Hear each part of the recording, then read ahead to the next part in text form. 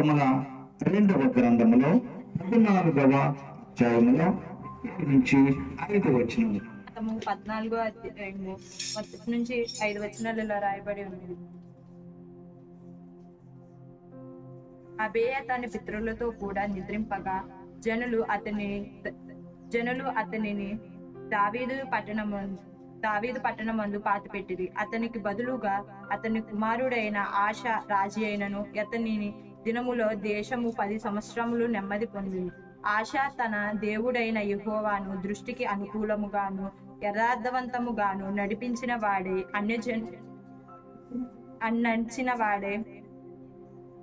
అన్య దేవతల బలిపీఠములను పడగొట్టి ఉన్నత స్థలములను పాడు చేసి ప్రతిమలకు పడగొట్టి దేవస్తంభములను కొట్టివేయించి వారి పితరుల దేవుడైన యెహోవాను ఆశ్రయించుటకును ధర్మశాస్త్రములను బట్టి విధులను బట్టి క్రియలను జరిగించుటకును యూదా వారిని ఆజ్ఞాపించి ఉన్నత స్థలములను సూర్య దేవత స్తంభములను యూదా వారి పట్టణములన్నిటిలో నుండి త్రీసివేయును. ఈ చిన్న వాక్యం దేవుడి వాక్య భాగములో నుంచి ఒక ప్రాముఖ్యమైన అంశాన్ని మనము ధ్యానం చేయటానికి ఆశపడదాం. 14వ అధ్యాయము దినవృత్తాంతంలో 2వ పుస్తకములో నుంచి 14వ అధ్యాయములో 1-5 వచనాల్లో రాయబడినటువంటి ఆ ప్రాముఖ్యమైన అంశం ఏమిటంటే, అనే రాజు చనిపోయిన తర్వాత అతనికి బదులుగా అతని కుమారుడైన ఆశ రాజు అయ్యాడట. ఈ రాజు అయినటువంటి ఆశ అతని దినములలో అతని పరిపాలనలో దేశము నెమ్మదిగా ఉందట, ప్రశాంతంగా ఉందట. యుద్ధాలు జరగలేదు, కలహాలు లేవు, ఘర్షణలు లేవు, అంతా శాంతవంతంగా ఆ దేశము ఉందట. మరి ఎందుకు ఉన్నది అని అంటే, ఆశ 2వ వచనంలో ఆశ తన దేవుడైన యెహోవా దృష్టికి అనుకూలముగాను యథార్థముగాను నడిచిన వాడై ఉన్నాడట. దేవునికి స్తోత్రాలు. ప్రియులారా, ఈరోజు ఈ చదివిన వాక్య భాగంలో నుండి యథార్థత అనే అంశము గురించి మనము ధ్యానము చేద్దాం. యథార్థత అంటే ఏమిటి అని ఒక ప్రశ్న తలెత్తుతూ ఉంటది. యథార్థత అంటే అథెంటిసిటీ అని అంటారు. అంటే ఇంగ్లీష్ లో అథెంటిసిటీ అంటే నమ్మకముగా ఉండటము, తప్పులు చేయకుండా ఉండటము, విశ్వాసముగా ఉండటము, మంచివానిగా నడుచుకునటము, ఇలాంటి పర్యాయ పదాలతో ఈ యొక్క యథార్థతను మనము చెప్పుకోవచ్చు. అయితే మరి ఆశ రాజుగా ఉన్నప్పుడు ఆయన నడిచిన నడవడిక దేవునికి యథార్థముగా కనిపించినదట. చూడండి, ఈ యథార్థత మనుష్యులకు ఉన్నదా అని ప్రశ్నించుకుంటే ఎవరికి యథార్థత లేదు అని పరిశుద్ధ గ్రంథాన్ని స్పష్టంగా తెలియపరుస్తూ ఉన్నది. మరి ఈ యొక్క యథార్థత కనపడిన ఆశారాజు గారు కేవలము కొద్ది రోజులు యథార్థంగా లేదా కొద్ది నెలలు యథార్థముగా నడిచిన వాడు కాదు. ఈ ఆశారాజు గారు ఎలా నడిచాడు అంటే 15వ అధ్యాయంలో 17వ వచనంలో ఆశ తీసివేయలేదు కానీ, చూడండి, ఇతడు బ్రతికిన దినములు కాలములో అంతటా కూడా అతని హృదయము యథార్థముగా ఉన్నదట. ఎప్పుడు బ్రతికినంత కాలం, ఎప్పుడండి? బ్రతికినంత కాలము ఈ ఆశ అనే రాజుగారు యథార్థవంతంగా ఉన్నాడట. ప్రియులారా, మరి ఈ యథార్థవంతముగా ఉన్నటువంటి ఈ రాజుగారు ఈ యథార్థత ఉండుట చేత తనకేమి ప్రయోజనం, ఆయనకేమి ప్రయోజనం అని అనుకోవచ్చు. ఈ లోకరీతిగా మనలను కూడా దేవుని వాక్యం చెప్తుందేమో యథార్థంగా ఉండండి, యథార్థంగా ఉండండి అంటే ఏం ప్రయోజనం మాకు? మేము యథార్థంగా బ్రతికితే మాకేం కలిసి వస్తుంది అని అంటూ ఉంటారు. కానీ దేవుని వాక్యం సెలవిస్తున్నది 15వ అధ్యాయంలో 19వ వచనంలో ఏమని తెలుసా? ఈ యొక్క ఆశారాజు గారు ఏలుబడినందు ఇప్పుడు వరకు అండి 35 సంవత్సరముల వరకు యుద్ధములు జరగలేదు. నెమ్మదిగా ఉన్నది, శాంతంగా ఉన్నది, ప్రశాంతంగా ఉన్నది. చూడండి, ఇప్పుడు మన దేశాన్ని గాని మన రాష్ట్రాన్ని గాని పరిపాలిస్తున్నటువంటి నాయకులు ఆ పరిపాలన చక్రంగా చేసినప్పుడు, పరిపాలన వల్ల ప్రజలు మేలు పొందినప్పుడు, పరిపాలన వల్ల ప్రజలకు క్షేమంగా ఉన్నప్పుడు ఏమంటారు?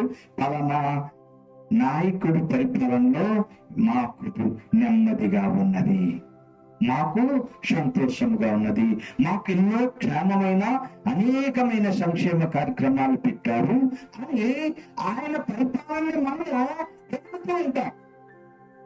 రీతిగా ఈ యొక్క ఆశ గారు దేవుని దృష్టిలో యథార్థవంతంగా బ్రతికాడు కనుక, ఆయన జీవిత కాలం అంతా యథార్థం ఉన్నాడు కనుక, ఆయన పరిపాలనలో, ఆయన పరిపాలించిన సమయంలో 35 సంవత్సరాలు ఒక్క యుద్ధం జరగలేదు.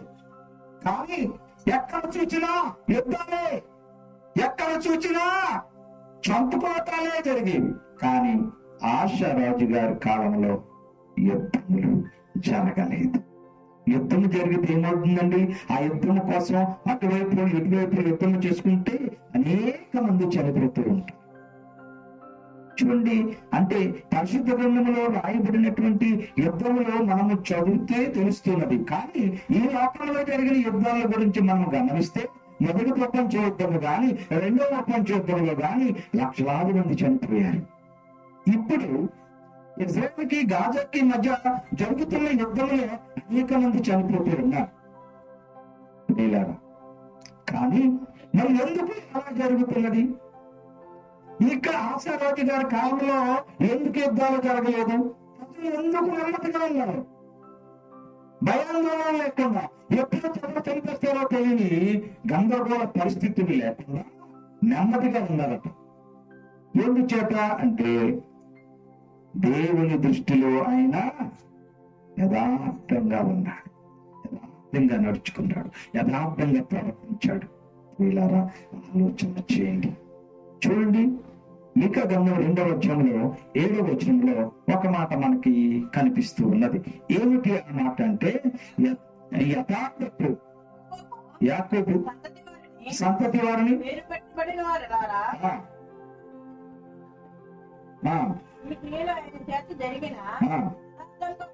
చూడండి, యథార్థముగా ప్రవర్తించడానికి నా మాటలు క్షేమ సాధనములు కదా.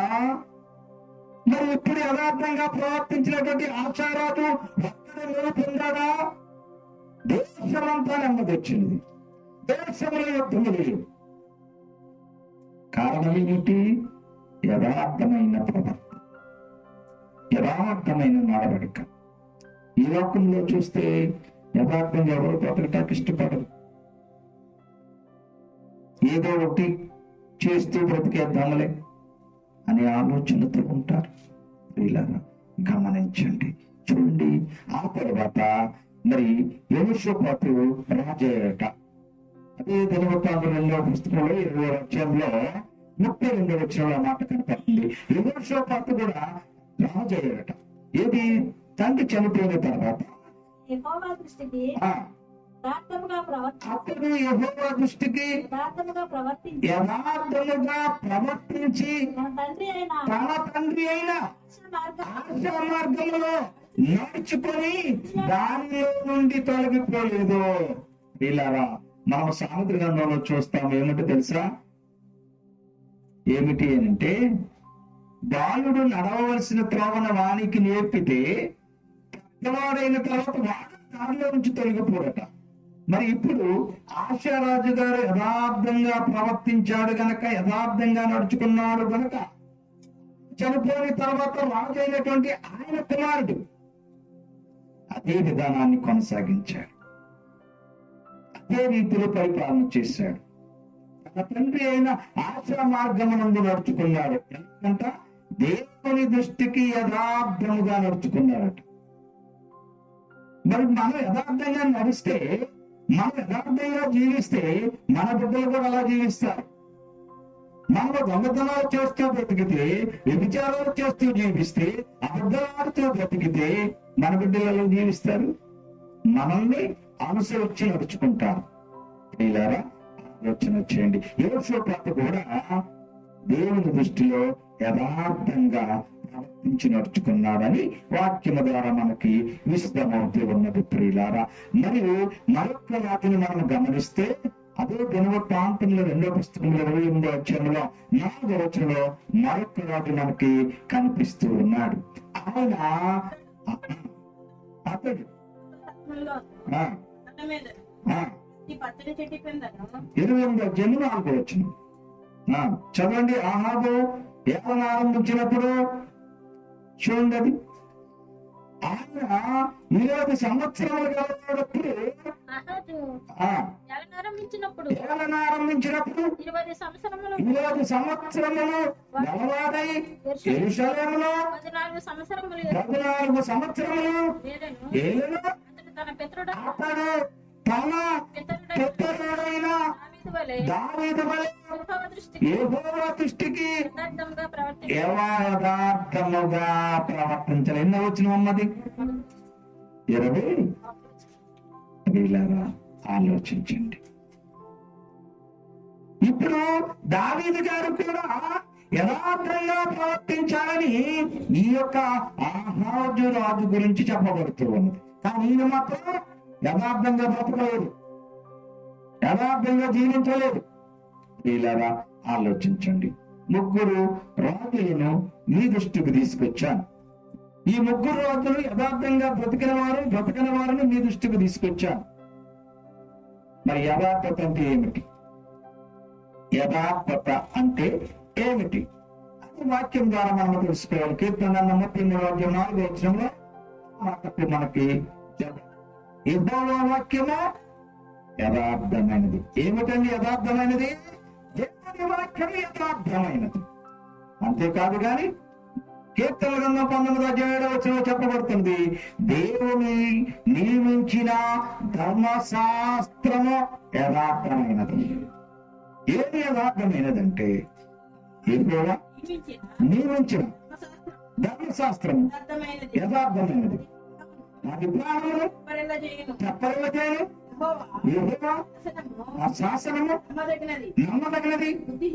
అది బుద్ధిహీనులకు జ్ఞానము పుట్టించును. ఏది యథార్థమైనది?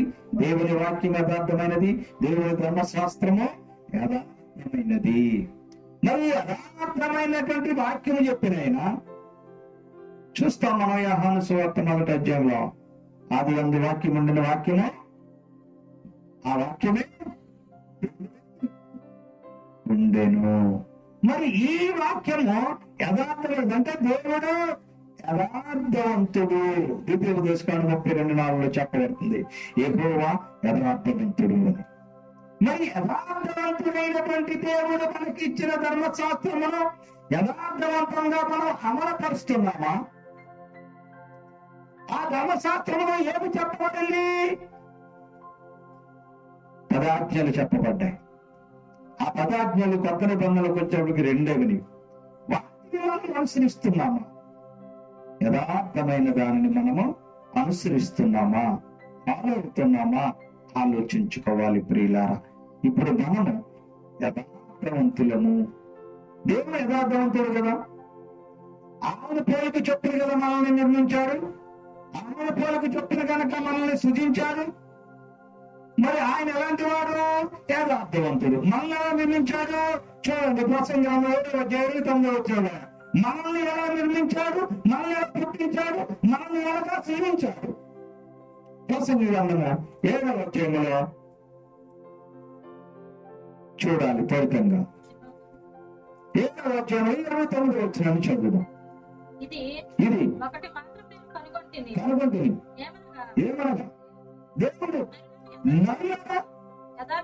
యథార్థవంతులుగా చూసారా ఏం చేశాడు? ఎవరిని? ఎందుకు? నరునికి జీవాత్మ అనేది ఆయన పేరుకు చొప్పున సృజించాడు కనుక ఈ నరులలో యథార్థవంతులుగా పుట్టించాడు. కానీ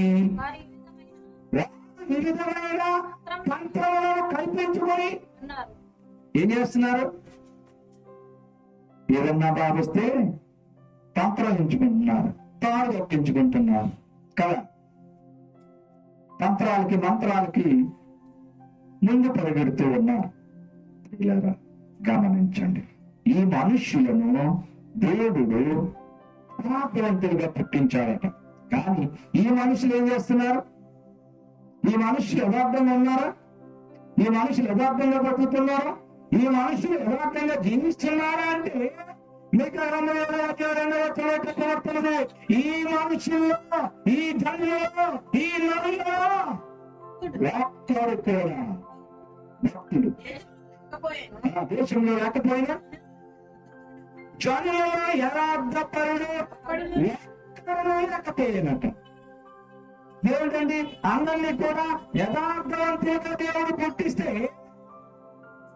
ఆయన యథార్థవంతులు కనుక ఆయన పొలకు చొప్పున ఈ మనుషులను యథార్థవంతులుగా పుట్టిస్తే ఎప్పుడు ఏమంటే యథార్థంగా ఏమిటి గౌరవం? ఎందుకే తయారైపోతున్నారు ఈ మనుషులు? ఒక్కడు కూడా యథార్థంగా బ్రతకటం లేదట అని వాక్యంలో రాయబడి ఉన్నది. ప్రియులారా, హబక్కు గ్రంథంలో 2:4 చెప్పబడుతున్నది, యథార్థపరులు కాక తమలో తాము అతిశయపడుతున్నారు. అందుచేత అయితే నీతిమంతుడు విశ్వాస మూలముగా చూసారా, ఇక్కడ ఈ మనుషులు యథార్థపరులుగా ఉండకుండా ఒక్కడు లేరు కదా. ఎందుకు లేరంటే ప్రతి ఒక్కరిలో ఏదొచ్చేసినప్పుడు అతిశయం, స్వార్థం, అసూయ, ద్వేషం ఈ మనుషులకు వచ్చేసి ఎవరు యథార్థంగా బ్రతకటం లేదట. ఈ మనుషుల్లో యథార్థవంతుడు ఒక్కడు కూడా లేడట. వారి నోటిలో యథార్థనట్టు లేదని కీర్తన గ్రంథం 5:9 చెప్పబడింది. ఈ మనుషుల నోటిలోనంట యథార్థం చెప్పండి, యథార్థత లేదు. నాశనకరమైన గుంట, వారి కంఠము తెరచిన సమాధి. వీళ్ళ గమనించండి, యథార్థవంతుడైన దేవుడు మనుషులను యథార్థంగా పుట్టిస్తే ఈ మనుషులు యథార్థంగా బ్రతకుండా అతిశయము చేత, కోపము చేత, అసూయ చేత, ద్వేషము చేత, పట్ల చేత, మరి పగల చేత బ్రతుకుతూ ఉన్నారట. అందుచేత వారి నోట్లో ఏం లేదు? యథార్థత లేదు. వారి నోరు నాశనకరమైన గుంట అని రాయబడి ఉంది. చూడండి, ఆ గుంట లేదా కుంట ఏ వాసన వస్తుందండి? ఆ నీరు నిలవండుకుపోయి అందులో మొక్కలు, ఆకులన్నీ అందులో కుళ్ళుకుపోయి ఆ మట్టంతా నిలవండిపోయి మురికి వాసన వస్తుంది. ఇది గుంట. అలాంటి గుంటగా తయారైందంట మనిషి నోరు. ఎందుకు తెలుసా? యథార్థత లేక, యథార్థంగా బ్రతకక. ఏ సంగమా ప్రియ విశ్వాసులారా, ఆలోచన చేయండి. యథార్థవంతుడు అందుచేత దేవుని వాక్యము మనందరితో మాట్లాడుతూ ఉన్నది.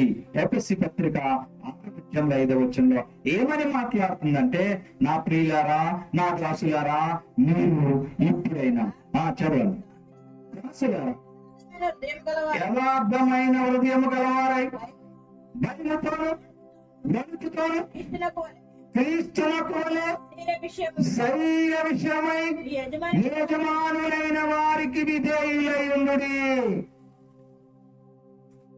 ఎలాగుండాలి? ఇప్పుడు యథార్థ హృదయము కలిగి ఉండాలి. యథార్థ హృదయము కలిగి ఉన్నది అని మనం ఎలా నిరూపించుకుంటాము అంటే భయభక్తులు ఉండాలి. దేవుడు అంటే భయం ఉండాలి, దేవుడు అంటే భక్తి ఉండాలి. అది మనలను యథార్థ హృదయులుగా నడిపించటానికి ఉపయోగపడుతూ ఉన్నది. ఇలా ఆలోచించండి. ఎందుకు ఈ మనుషులు యథార్థంగా బ్రతకాలని వాక్యము చెప్తున్నది? మనుషులు యథార్థంగా లేకపోతే వచ్చే నష్టం ఏమిటి? మనము చూసాము యథార్థంగా ఉన్నటువంటి ఆశారాజు యొక్క పరిపాలనలో దేశమంతా ఎలా ఉన్నదో అదే రీతిగా యథార్థంగా బ్రతకని ఆహారం పరిపాలన కాలంలో ఎంతటి క్షామన్నదో మనము చూస్తూ ఉన్నాం. అందుచేత ఈ మనుష్యులను, ఈ నరులను దేవుని వాక్యం ద్వారా దేవుడు సెలవిస్తున్న మాట యథార్థంగా ఉండండి అని, యథార్థంగా బ్రతకండి అని చెబుతూ ఉన్నారు. కావున ప్రియమైన విశ్వాసులారా, ఈ యేసుకృపా వాక్కు వింటున్న ప్రతి ఒక్కరూ కూడా గమనించండి. ఎందుకు మనం యథార్థంగా ఉండాలి? ఎందుకు ఉండాలి అంటే దావీదు గారు అంటారు కదా, ఎందుకు ఉండాలి అంటే దినవృత్తాంతం 1:29 అధ్యాయంలో 19వ వచనంలో దావీదు గారు దేవుడితో అంటున్నాడు. ఏమని తెలుసా? అయ్యా, ఎవరైతే యథార్థంగా బ్రతుకుతారో, ఎవరైతే యథార్థంగా జీవిస్తారో వారిని కదా ఎందుకు ఇష్టపడతావు? నా దేవా, నీవు హృదయ పరిశోధన చేయొచ్చు, యథార్థవంతులందు ఇష్టపడుచున్నావని నేను ఎరుగుదును అంటాడు. అంటే ఇప్పుడు దేవుడు ఎవరిని ఇష్టపడుతున్నాడు? యథార్థంగా బ్రతికే వాళ్ళని ఇష్టపడతాడు ఆయన. దుర్మార్గాలు చేసేవాళ్ళని కాదు, దుష్కార్యాలకు వైపు పరుగులెట్టే వారిని కాదు, దేవుని ఆజ్ఞను మీరి ప్రవర్తించే వారిని కాదు. ఎవరిని ఇష్టపడతారు దేవుడు అంటే యథార్థవంతులను ఆయన ఇష్టపడతాడు అని దావీదు గారు స్పష్టంగా చెబుతూ ఉన్నారు. ఎందుకు అనంటే ఇష్టపడతాడా? నిజంగా యథార్థవంతులను దేవుడు ఇష్టపడతాడా అంటే ఒక వ్యక్తి మనకు కనిపిస్తున్నారు. యోబు గ్రంథంలో మొదటి అధ్యాయంలో మొదటి వచనంలో ఒక ముఖ్యమైన వ్యక్తి మనకి అగుపరుచు ఉన్నారు. ఆయన యోబు గారు. మరి యోబు గారు ఎన్ని కష్టాలు అనుభవించారో మనకు తెలుసు, ఎన్ని నరకయాత్రలు అనుభవించారు. ఆయన అనుభవించిన నరకయాత్రలో ఈ మనుషులు గాని, ఈ మానవుని లోకంలో ఉన్నవాళ్ళు కనీసం 10% కూడా అనుభవించి ఉండరు. 1వ అధ్యాయంలో 1వ వచనంలో చెప్పబడుతున్నది, సుదేశమునందు యోబు అనే ఒక మనుషులుండెను. ఎవరండి ఆయన? యథార్థవంతుడు, యథార్థవంతుడని దేవుని యందు భయభక్తులు కలిగిన వాడు. యథార్థవంతుడికి ఎన్ని కష్టాలు వచ్చినవి, ఎన్ని శోధనలు వచ్చినవి, ఎన్ని వేదనలు వచ్చినవి, శరీరము కుళ్ళిపోయింది, రక్తము చీము ఏకమై కారిపోతూ ఉన్నవి, శరీరం అంతా దుర్గంధం వెదజల్లుతున్నది, దగ్గరికి ఎవరో రావటం లేదు. ఇంతటి వేదనాభరితంలో కూడా దేవుని విమర్శించక, దేవుణ్ణి దూషించక యథార్థవంతుడుగా ఉన్నాడు. ఆ కారణం చేత ఆయనకి రెట్టింపు ఆశీర్వాదం దేవుడు అనుగ్రహించాడు. ప్రియులారా, ఆలోచించండి. ఆయన యథార్థవంతుడు గనక ఆశీర్వాదం పొందుకున్నాడు. మరి మనం ఎందుకు పొందుకోవటం లేదు? మన జీవితంలో ఆశీర్వాదం ఎందుకు రావటం లేదు? మనము కూడా యథార్థంగా బ్రతకటం లేదేమో, మనము కూడా యథార్థవంతమైన జీవితాన్ని జీవించలేకపోతున్నామేమో. ప్రశ్నించుకోవాలి, మనలను మనమే ప్రశ్నించుకోవాలి. ప్రియులారా, ఆలోచన చేయండి. యథార్థవంతులను దేవుడు ఇష్టపడతాడు అనటానికి యోబు గారు సాక్ష్యంగా ఉన్నాడు. చేత దేవుని వాక్యము చెప్పిన రీతిగా మనము ఇప్పటి వరకు ఒకవేళ యథార్థవంతంగా బ్రతకకపోతే, యథార్థవంతమైన ప్రవర్తనతో జీవించకపోతే, ఇప్పుడైనా ఇకనైనా యథార్థవంతంగా బ్రతకాలి అని వాక్యము మనకి రూఢిగా స్పష్టంగా తెలియపరుస్తూ ఉన్నది. ఒకవేళ నీవు యథార్థవంతుడుగా బ్రతికితే, యథార్థవంతుడిగా నీవు జీవిస్తే నీకుండే ప్రయోజనాలు దేవుని వాక్యం ద్వారా తెలుసుకోవాలి. సామెతల గ్రంథం 11వ అధ్యాయం 20వ వచనంలో చెప్పబడుతుంది, యథార్థముగా ప్రవర్తించువారు ఆయనకు ఇష్టము. చూడండి, మనకిష్టమైన బంధువులు, స్నేహితులు లేదా బిడ్డలు ఉన్నారనుకోండి. మనకిష్టమైన బిడ్డలను మనము వదిలేస్తామా? మనకిష్టమైన వారిని మనము తొలనాడతామా? మరి ఈ యథార్థంగా ఉండేవారిని దేవుడు ఇష్టపడతాడు అంటున్నాడు. ఇష్టపడిన దేవుడు వదిలేస్తాడా?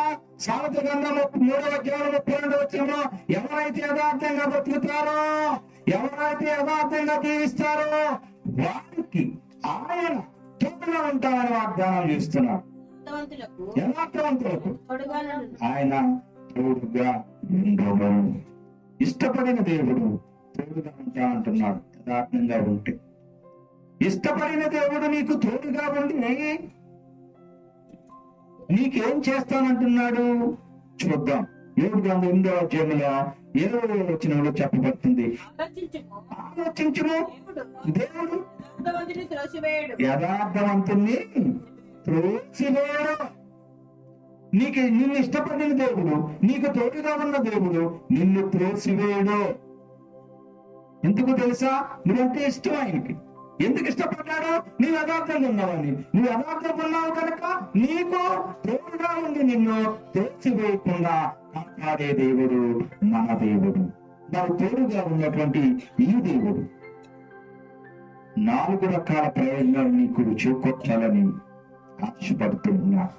నీ యథార్థంగా బ్రతికితే, నీ యథార్థంగా జీవిస్తే, నీ ప్రవర్తన యథార్థంగా ఉంటే 4 రకాల ప్రయోజనాలను నీకు దేవుడు అనుగ్రహించాలని ఆశపడుతున్నాడు. కీర్తన గ్రంథం 112వ అధ్యాయంలో 4వ వచనంలో ఒక మాట మనకు రాయబడి ఉన్నది, యథార్థవంతులకు ఎక్కడండి? నీ చీకటిమయమైన బ్రతుకులో వెలుగులు ఇవ్వటానికి ఆయన సిద్ధంగా ఉన్నాడు. నువ్వు యథార్థంగా ఉన్నప్పుడు, నువ్వు యథార్థంగా బ్రతికినప్పుడు యథార్థవంతులకు చీకటిలో వెలుగును ఇచ్చును. ఆ చీకటి బ్రతుకు ఎంతకాలం నువ్వు చీకటి బ్రతుకులో బ్రతుకుతావు? ఎంతకాలం నువ్వు అప్పుల జీవితంలో జీవిస్తావు? ఎంతకాలం అనారోగ్య బ్రతుకులో నీవు బ్రతుకుతావు? వాక్యాల నుంచి నిన్ను బయటకు తీయాలని దేవుడు ఆశపడుతూ ఉన్నాడు. ఆ చీకటి అంధకారంలో నుంచి నిన్ను బయటికి లాగాలని చూస్తున్నాడు. వెలుగునివ్వాలని ఆయన ఆశపడుతున్నాడు. కానీ ఆయన వెలుగునివ్వాలంటే నువ్వు ఎలా ఉండాలి? యథార్థవంతులకు చీకటిలో వెలుగు. మొదటి ప్రయోజనము, యథార్థంగా ఉండే వారికి చీకటిలో వెలుగు. 44వ కీర్తనలో 11వ అధ్యాయంలో మరొక మేలును దేవుడు దాచి ఉంచాడు.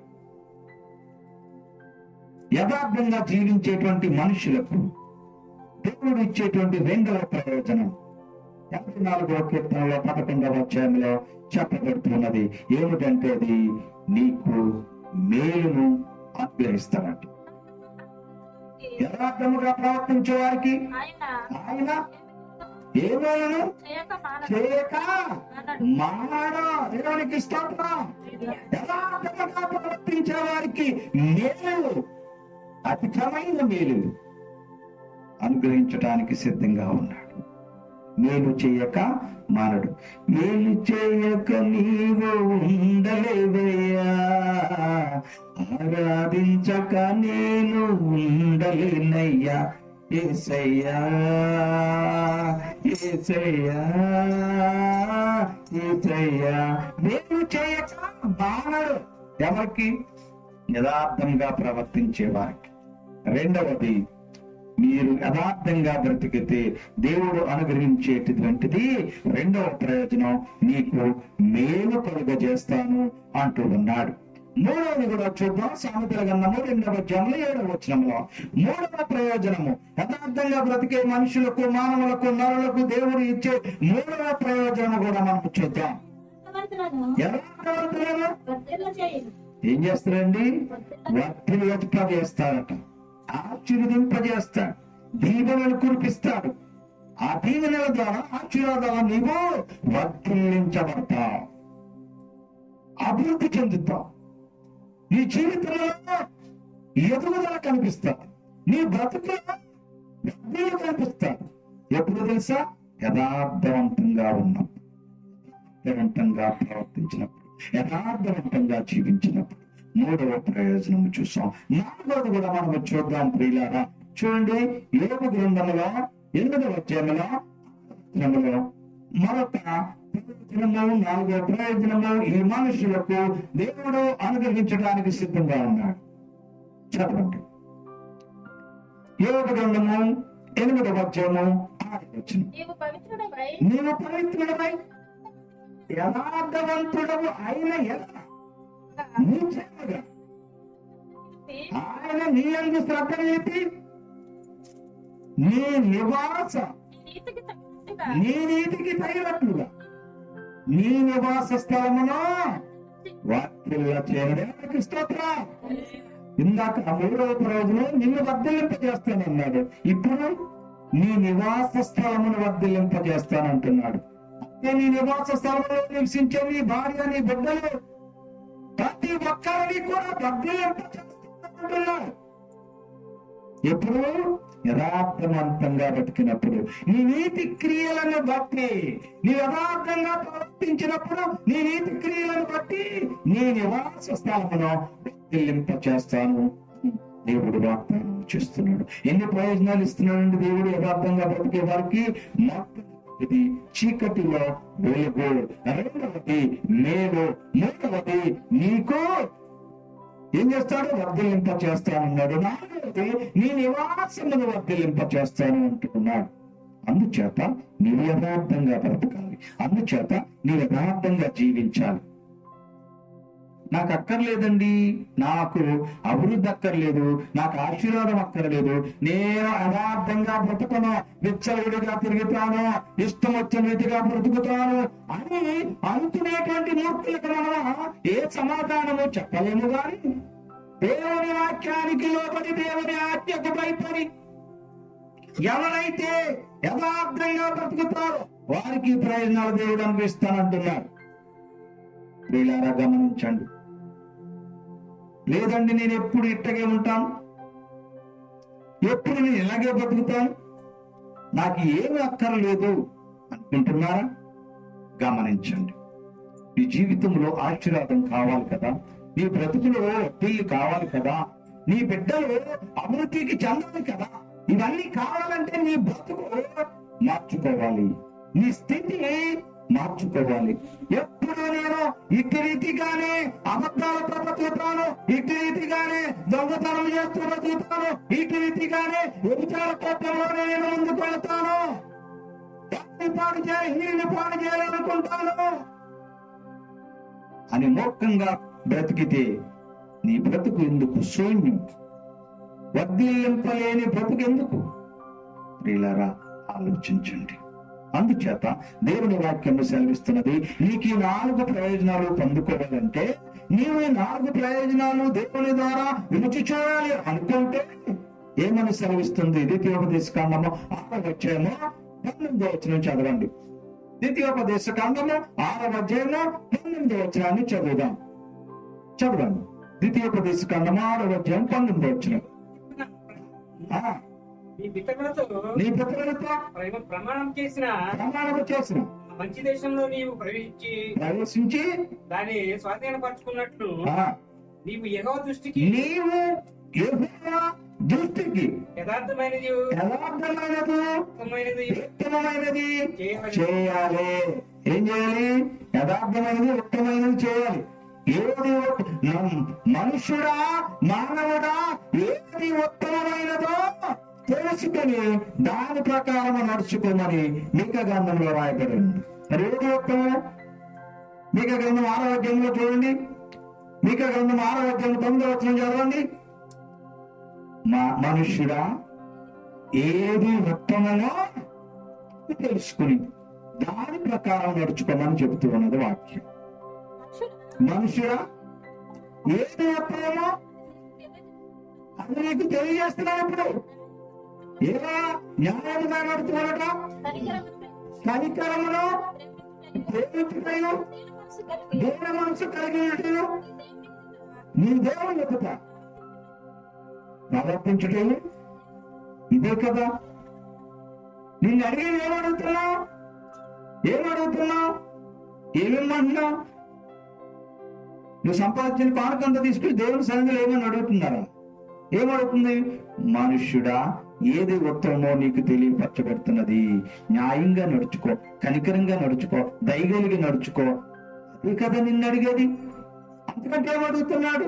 అందుకు ఇక్కడ చెప్తుంది, నీవు యెహోవా దృష్టికి యథార్థమైనది, ఉత్తమమైనది ఏమిటో తెలుసుకొని దాని ప్రకారం నడుచుకో అని వాక్యం సెలవిస్తున్నది. అప్పుడు నీకు ఆ 4 ప్రయోజనాలను దేవుడు అనుగ్రహించడానికి సిద్ధముగా ఉన్నాడు. ద్వితీయోపదేశ కాండంలోనే 18వ అధ్యాయంలో 13వ వచనాన్ని మనము చదువుదాం. 18వ అధ్యాయంలో 13వ వచనాన్ని చదువుదాం. చదవండి, త్వరగా చదవండి. 18వ అధ్యాయం 13వ వచనం. నీవు నీ దేవుడైన యెహోవా యొక్క యథార్థపరుడవై ఉండవలెను. ఎలా ఉండాలండి? యథార్థపరుడుగా ఉండాలి. ఎలా నడుచుకోవాలండి? యెహోవా దృష్టికి యథార్థంగా ఉత్తమమైనది తెలుసుకొని దాన్ని అనుసరించి నడుచుకోవాలి. అలా నడుచుకుంటే, అలా ప్రవర్తిస్తే, అలాగ నీవుంటే దేవుడు 4 ప్రయోజనాలు నీ జీవితంలో ఇవ్వటానికి సిద్ధంగా ఉన్నాడు. ఆ 4 దీవెనలు నీకు అనుగ్రహించాలని ఆశపడుతూ ఉన్నాడు.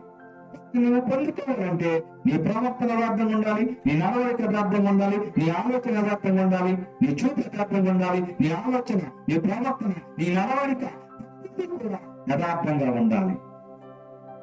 ప్రియమైన సంగమా, ప్రియమైన విశ్వాసురా, లేని ఎడల అహాజు రాజు కాలంలో జరిగిన కష్టాలు నీ జీవితంలోకి రావచ్చునేమో. ఒకవేళ నీవు యథార్థంగా బ్రతికితే ఆశారాజు కాలంలో లాగా శాంతి సమాధానం నీకు ఉండొచ్చు. అదంతా కూడా నీ ప్రవర్తన మీద ఆధారపడి ఉంది, నీ నడవడిక మీద ఆధారపడి ఉంది. కావున ఇప్పటి వరకు ఒకవేళ యథార్థవంతమైన జీవితం నువ్వు జీవించి ఉండకపోతే ఇప్పుడైనా ఇకనైనా యథార్థవంతంగా బ్రతుకుతూ దేవుడు ఇవ్వాలని ఎదురు చూస్తున్న 4 రకాల ఆశీర్వాదాల దీవెనలు నీవు పొందుకునేలాగున పూర్వకంగా మీరందరూ ముందుకు కొనసాగాలని మీకు తెలియపరుస్తూ ఈ నా మాటలను ముగిస్తూ ఉన్నాను. దేవుడి వాక్యమును మనమందరి వినికిడిలో దీవించును గాక. ఆమేన్. మీ అందరికీ నా వందనములు.